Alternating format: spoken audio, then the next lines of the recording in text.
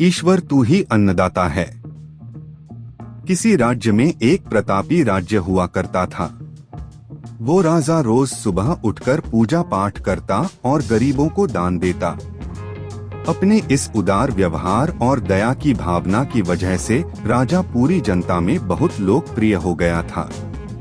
रोज सुबह दरबार खुलते ही राजा के यहाँ गरीब और भिखारियों की लंबी लाइन लग जाती थी। राजा हर इंसान को संतुष्ट करके भेजते थे। किशन और गोपाल नाम के दो गरीब भिखारी रोज राजा के यहाँ दान लेने आते। किशन और गोपाल।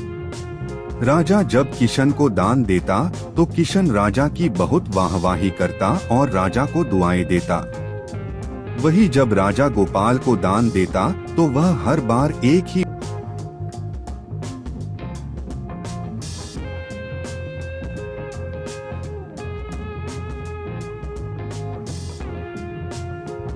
बात बोलता, हे ईश्वर तू बड़ा दयालु है, तूने मुझे इतना सब कुछ दिया।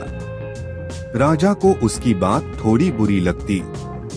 राजा सोचता कि दान मैं देता हूँ और ये गुणगान उस ईश्वर का करता है। एक दिन राजकुमारी का जन्मदिन था। उस दिन राजा ने दिल खोलकर दान दिया। जब किशन और गोपाल का नंबर आया तो राजा ने पहले किशन को दान दिया और किशन राजा के गुणगान करने लगा, लेकिन राजा ने जैसे ही गोपाल को दान दिया वो हाथ ऊपर उठा के बोला, हे ईश्वर तू ही अन्नदाता है, आज तूने मुझे इतना दिया, इसके लिए प्रभु तुझे धन्यवाद देता हूँ। राजा को यह सुनकर बड़ा गुस्सा आया। उसने कहा कि गोपाल, मैं रोज तुम्हें दान देता हूँ, फिर तुम मेरे बजाय ईश्वर का गुणगान क्यों करते हो? गोपाल बोला, राजन देने वाला तो ऊपर बैठा है, वही सबका अन्नदाता है, आप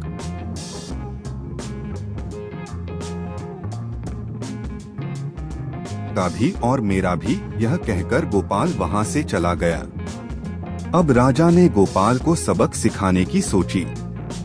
अगले दिन जब किशन और गोपाल का नंबर आया तो राजा ने किशन को दान दिया और कहा, किशन मुझे गोपाल से कुछ बात करनी है, इसलिए तुम जाओ और गोपाल को यहीं छोड़ जाओ।